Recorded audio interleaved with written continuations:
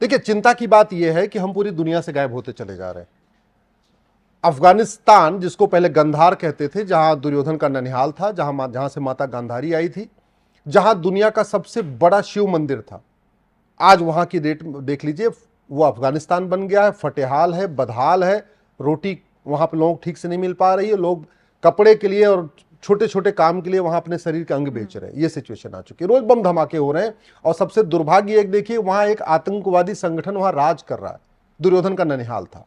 दूसरी तरफ राजा भरत का ननिहाल कैकेय, जहां से माता कैकेयी आई थी, उसको आज की डेट में पाकिस्तान कहते हैं। बदहाल है, फटेहाल है, रोज बम धमाके हो रहे हैं। अगर हिंदू धर्म खत्म हो रहा है तो उसके साथ अशांति बढ़ती है। पूर्वी बंगाल आज की डेट में बांग्लादेश बन गया, और जब से वहां हिंदू कम होते चले जा रहे हैं, उसके बाद आप देख लीजिए किस तरीके से वहां पर अशांति बढ़ती जा रही है, अराजकता बढ़ती जा रही है, कट्टरपंथ बढ़ता जा रहा है, जिहाद बढ़ रहा है, मजहबी उन्माद बढ़ रहा है, लोगों के घर जलाए जा रहे हैं।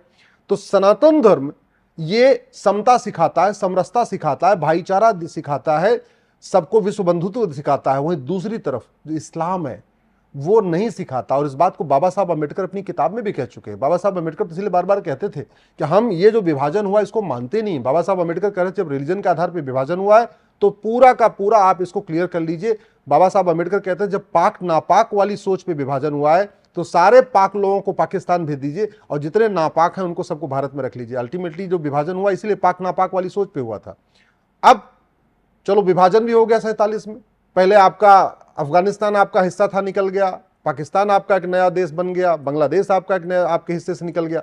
अब उसके बाद 9 राज्यों में खत्म, 200 जिलों से खत्म, 1500 तहसीलों से खत्म, बॉर्डर की 300 तहसीलों से खत्म।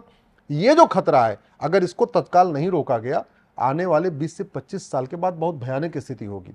और एक बात मैं बार बार कहता हूं, आज के नेता 25 साल के बाद किसी को बचाने नहीं आएंगे।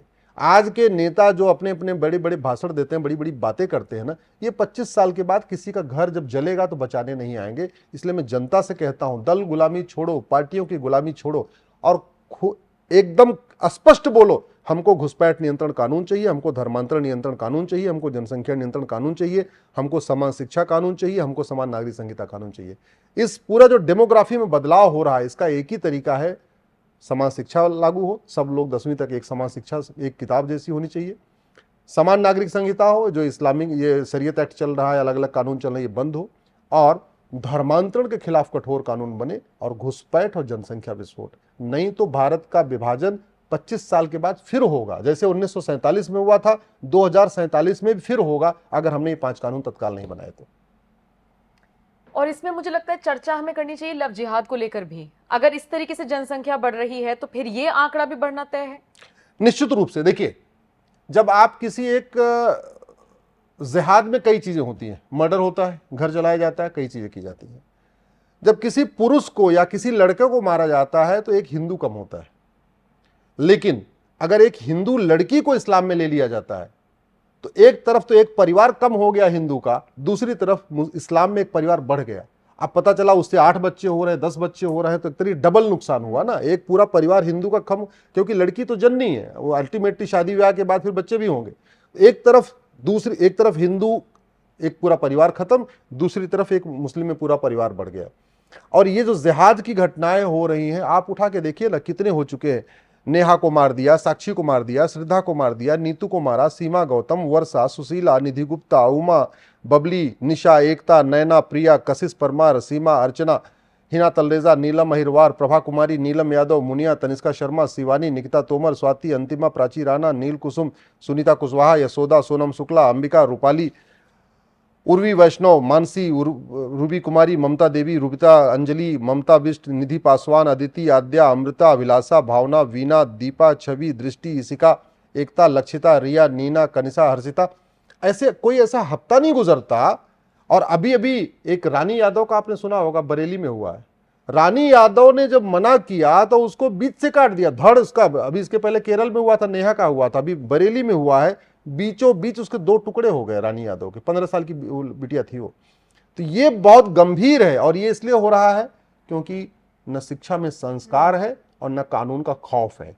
ऐसी घटनाएं सिंगापुर में नहीं होती, ऐसी घटनाएं चीन में नहीं होती, लेकिन भारत में हो रही। क्यों? क्योंकि शिक्षा में संस्कार नहीं है, कानून का खौफ नहीं है। जब तक ये मदरसे बंद नहीं होंगे, समान शिक्षा लागू नहीं होगी, तब तक एक दूसरे का सम्मान करना लोग सीखेंगे नहीं। और ये जिहाद, लब जिहाद, लैंड जिहाद, ये जिहाद वो जिहाद चलता रहेगा।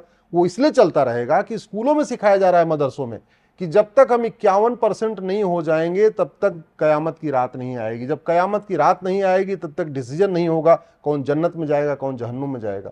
तो अल्टीमेटली पूरे की पूरी मतलब कायनात लगी हुई है कि हम जल्दी से जल्दी इस धरती पे 51% हो जाए, जल्दी से जल्दी हम भारत में 51% हो जाए अल्टीमेटली। और इसीलिए नतीजा आप देख लीजिए, पिछले 65 साल में हिंदू 8% घटा है और मुस्लिम 43% बढ़ा है। 43% बढ़ा कैसे? रोहिंग्या बांग्लादेशी घुसपैठ। 43% बढ़ा कैसे? साम दाम दंड भेद द्वारा धर्मांतरण, धोखे से धर्मांतरण।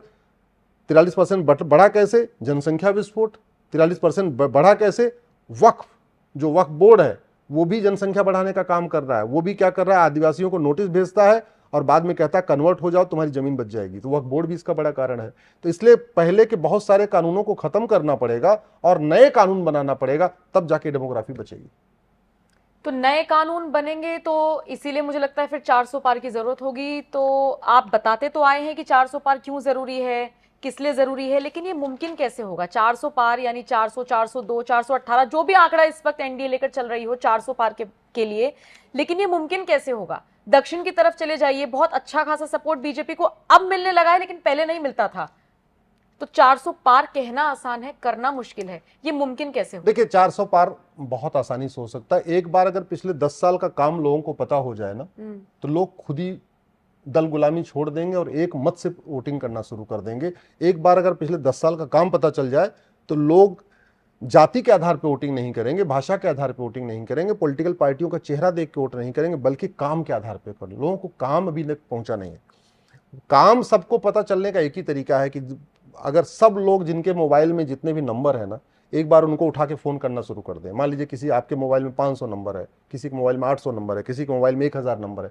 सब लोग अपने अपने कांटेक्ट में जितने फोन नंबर हैं सबको एक बार फोन कर दें, एक बार एसएमएस कर दें, एक बार व्हाट्सअप कर दें। 3 काम कर दें और आस पड़ोस के आसपास पता कर लें भाई वोट कर रहे हो नहीं कर रहे हो, किस आधार पर कर रहे हो, आंख बंद करके वोट कर रहे हो या कुछ दिमाग लगा के वोट कर रहे हो, सोच विचार के वोट कर रहे हो। इतना कर लें, मुझे पूरा विश्वास है 400 पार हो जाएगा। अगर आप काम देखिए पूरी दुनिया में, मैं आपको पिछले 10 साल के कुछ 2-4 काम बताता हूं। एक साथ योग करने का विश्व रिकॉर्ड पिछले 10 साल के अंदर बना। एक साथ 108 सैटेलाइट पिछले 10 साल में भेजी गई। विश्व की सबसे ऊंची प्रतिमा जो पहले दुनिया में थी आज की डेट में भारत में है। विश्व सोलर ग्रिड भारत में बना। एक मंगलयान पिछले 10 साल में भेजा। नेविगेशन सैटेलाइट पिछले 10 साल में भेजा। बांग्लादेश सीमा विवाद पिछले 10 साल में सुलझाया गया। G20 का जो आयोजन हुआ अभी हुआ है। ऑस्ट्रेलिया की संसद में पहली बार किसी भारत के प्रधानमंत्री ने बोला है, अभी मोदी जी ने बोला है। ब्रिटिश के संसद में पहली बार किसी प्रधानमंत्री ने बोला, मोदी जी ने बोला। नेपाल की संसद में पहली बार किसी प्रधानमंत्री ने बोला तो मोदी जी ने बोला। इजराइल में कोई प्रधानमंत्री गया तो पहली बार मोदी जी गए। मंगोलिया जाने वाले पहले प्रधानमंत्री भारत मोदी जी हैं। रवांडा, जापान से गंगा आरती, जापान के प्रधानमंत्री से भारत में गंगा आरती तक करा लिया, जबकि वो लोग हिंदू सनातन धर्म को नहीं मानते, वो एक्चुअली बौद्ध मानते हैं।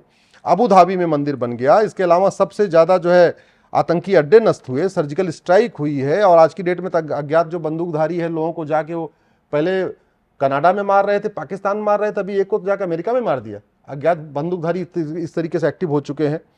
पहली बार महिला विदेश मंत्री, पहली बार महिला रक्षा मंत्री, पहली बार जो है महिला, सबसे ज़्यादा महिलाओं को यहाँ पे मंत्रालय दिया। इसके अलावा आम जनता को पद्म अवार्ड मिल रहा है। पहले खास लोगों को पद्म अवार्ड मिलता था, अभी आप गरीब, किसान, मजदूर, मतलब जिसके बारे में सोचा ही नहीं था, इवन जिसने काम किया उसने भी कभी नहीं सोचा था उसको पद्म अवार्ड मिलेगा, उसको पद्म अवार्ड मिल रहा है। ये सिचुएशन हो गई है।